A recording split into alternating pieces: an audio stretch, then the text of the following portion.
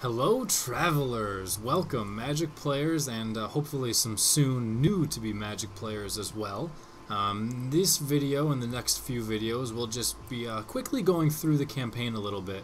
We're not going to be playing every game as a lot of the games they just introduce a couple of basic things like, oh, this is what flying does or this is what first strike is, and they're very scripted and very designed for, hey, we just want to throw this at you for a little bit of story, get you more comfortable with the game, and then eventually you'll get some more interesting matches in the later stages of the campaigns. So there's 5 planeswalkers, and these campaigns go through their origin story as far as how did they become who they are, and these fantastic characters that we know and love playing with and hate to play against going into tournaments and things like that. Jace and Lilianna are pretty popular around where I live. Everyone likes blue-black, so I'm very familiar with having to deal with those two quite often. So it's interesting this game gets to give us a little bit of back history between some of these people. So we're going to start with Gideon in this video, and then we'll have videos for each of the other ones really quick. Again, we're not going to do all 5 of these individual battles, since there's going to be, plenty of people are going to be putting these up for individually, and there's nothing too much really that you guys are going to be able to learn or much excitement coming in a lot of them. They're campaigns for a little bit of tutorial, and obviously there's some cool stuff. They're definitely worth playing, but I don't know as much about worth watching. And if that is something that interests you, let me know.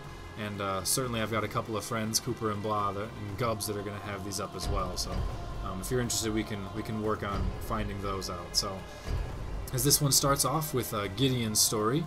He starts off with as a kid. The name is something completely other than Gideon, which I think is cool. So it's sort of like a rite of passage becoming this planeswalker, and it just transcends you completely. So it sounds like first though, he's known for his justice and his white might and his doing the right thing kind of deal. But he starts off not so nice, kind of a rebellious punk kid almost. He's leading a group of street thugs and trying to do whatever it is that he feels like doing. Raiding an estate for food, stealing and plundering and things like that. Almost Robin Hood-esque in a way, it sounds like, for the moment. So this one kind of shows you the basics of combat. You get to cast a few little small guys, they cast a few little small guys, and you overrun them until you take control over it. But he gets caught eventually. He doesn't want any of his friends to get hurt, and lets their main jailer guy kind of take custody of him and lock him away. And he goes willingly because he's like, this is the right thing to do. I shouldn't have done anything like that. And this kind of stands out as a trait. And he kind of this guy starts to train him a little bit, and see like, maybe this guy's got potential. Maybe he's not such a bad kid after all. And eventually the village gets attacked, and it's everyone for themselves kind of deal. And they let the prisoners out to help defend the city as well against a swarm of harpies. That'd be pretty bad. And eventually, a big boss Cyclops comes in, and Gideon starts to realize that, hey, I'm actually kind of powerful. I can do this. Let's take care of business over here. And then lastly, you run into a Titan, and this is where we will start with the last match of this Gideon campaign. The ground shudders, and the putrid smell of rot fills your nostrils. The shadow of Erebos' Titan falls across you and your irregulars. You raise your spear, and it radiates the light of the sun! The Titan bellows ferociously. You charge forward anyway, because you just want to do the right thing, So, let's play this match and see how this goes, and see if we can save the the city, and everybody we know, or not. Will this be the end? Or will we transcend? So we'll take a closer look at each of these cards as we get closer to playing them. I don't want to zoom in and take a look at them now. It'll slow the AI down a little bit. So every turn, for the most part, 95% of the time, every turn you want to play a land if you can. There's a few instances, depending on cards and situations, where you may or may not want to hold something in hand. But for the moment, these guys are both really basic. We just see some numbers, and there's no text on them. They got nothing else that they do. Just casting cost and stats. The little symbols, each color will have its own symbol that specifies this needs to be a specific color, and then there's other or colorless, depending on who you talk to as far as how they'll say it, in order to cast. These are the resources you have to spend in order to get your guys out there. And the numbers are attack and toughness, or power and toughness. If they take the number of damage equal to the second one, they're dead. So really, they're kind of one less than whatever their toughness shows. And then their attack is just how much damage they deal.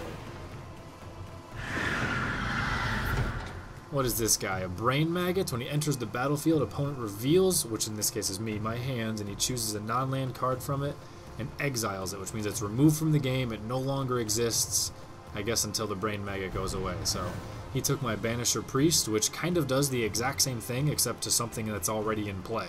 So probably a wise choice. Because of that, we no longer have a 3-drop to play, so we'll just play the card that we drew right here, which pumps up all of our little army, which is really nice. Now you see we've got 2 toughness over here. He's only got 1 power, so we can just swing in with everything and know that our little knight guy, Vanguard, over there is not going to bite the dust from this brain maggot. Thankfully. Sometimes it's the littlest things that kill ya. Sometimes. The ever-waxing and waning war of tempo versus value. So, when your creatures attack, they go into this tapped status, and a tapped creature is much more limited in what they can do.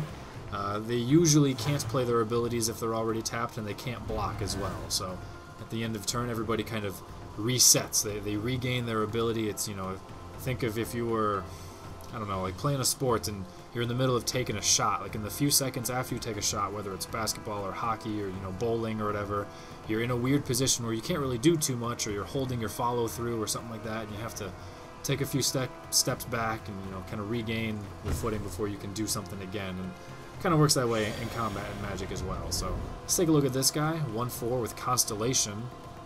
When a bunch of enchantments are played, you lose a bunch of life, so can combo very well in enchantment heavy decks, especially if you have multiple Constellation cards out there.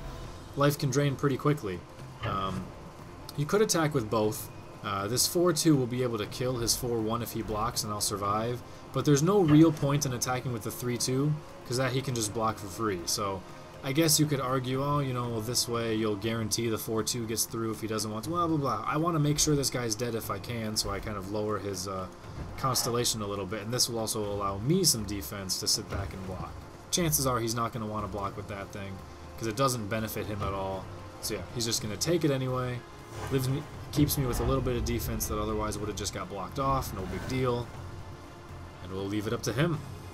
This Titan, which seems pretty wussy for a Titan if you ask me.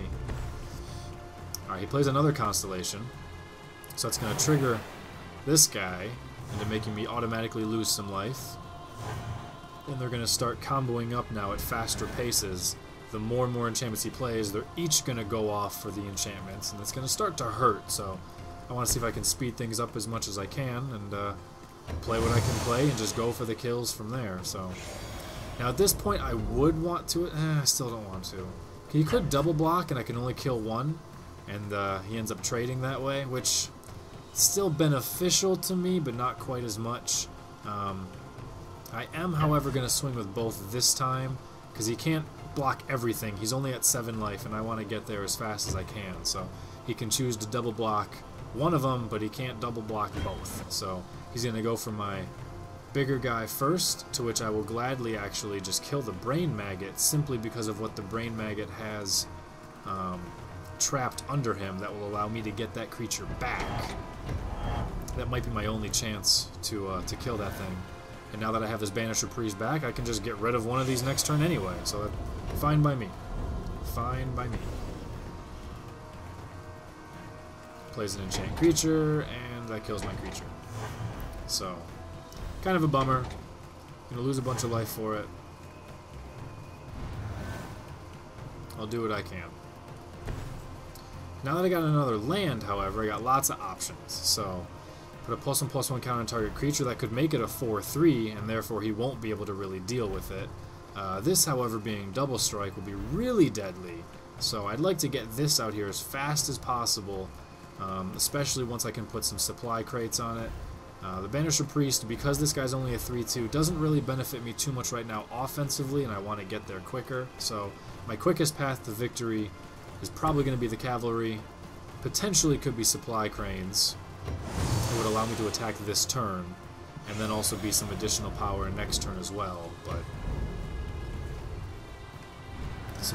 not supply cranes, the Sky Spear Cavalry, assuming he doesn't get killed, will be able to take care of him this very next turn, so... Best I was gonna get. 2-turn clock. We'll just play the crane, give him the +1/+1. So... His double strike means that he gets to attack twice. First strike means if he was blocked by something, or first strike means if 2 creatures are in combat, the one with first strike will deal his damage first instead of at the same time. Double strike means they just both deal it, so he's actually going to deal 8 damage to something, which is going to be enough to take out this Titan, I hope. So... Oh no! He had an answer, so... Unfortunately, we were not able to take care of him this turn, but we're in strong position with the supply cranes out here. Looks like a 3-turn clock at the moment, but hopefully we'll be able to speed that up a little bit. We should be able to make it a 2-turn clock if nothing too bad happens. Okay, that's just until end of turn. It is getting a little scary now, though, with him having 3 constellations out there. If he plays a couple enchantments, we could actually just be dead next turn. He's going to need a lot of enchantments. Never mind. So we got a little bit of time, and a pretty good draw with this one, so... Take a Banish a Priest to get rid of this, so he won't be able to block as effectively. And then we'll play a nice flying creature, whom will help us kill him next turn by increasing the amount of damage we can get through unblocked. Flyers obviously can't be blocked by things that don't fly. Unless you're really good at jumping, you're not going to be able to catch some birds in the air. Or if you're a cat, I guess. Cats can do that. I have a cat.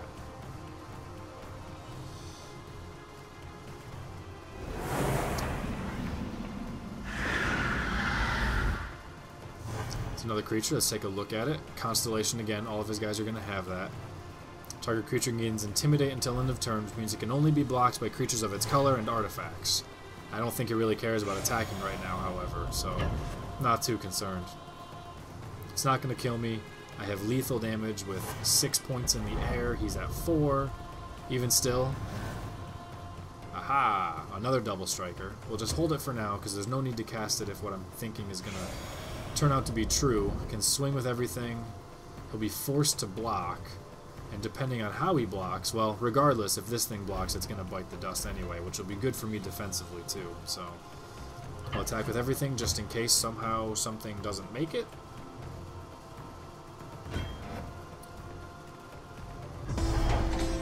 He is done. So that finishes off Gideon's campaign. We'll just take a quick little look now at the video. I think we're going to have a video. If we don't have a video, then I'll have to go find it the hard way. Grief-stricken over the death of your comrades, your planeswalker spark ignites, sending you to Bant. Bant is a land, plain area, whichever you want to think of it. This is Bant. This background. There you go. You discover a realm of chivalry. You are inspired to walk the path to knighthood. You take the name Gideon Jura and you seek redemption. Looks pretty sweet. Some very colorful, shiny armor. Very cool. Gideon is one of my favorites. Alright, it didn't show us the video again, so we'll have to go back and hunt this thing down. Settings? Video gallery, here we go. Gideon story.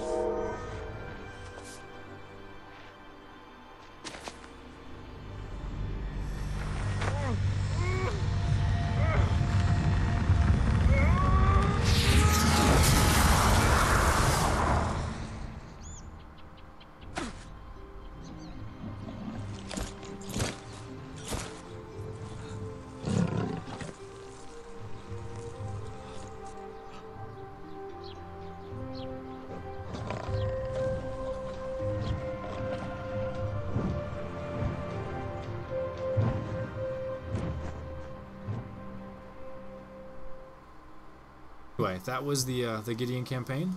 Hopefully you enjoyed or are interested in Magic a little bit. There will be plenty of gameplay content as far as everything else that we can possibly see with this game in the channel as well, so be sure to check out the other things. So thank you everybody for watching and checking it out. Take it easy. Hope to see you later. Peace.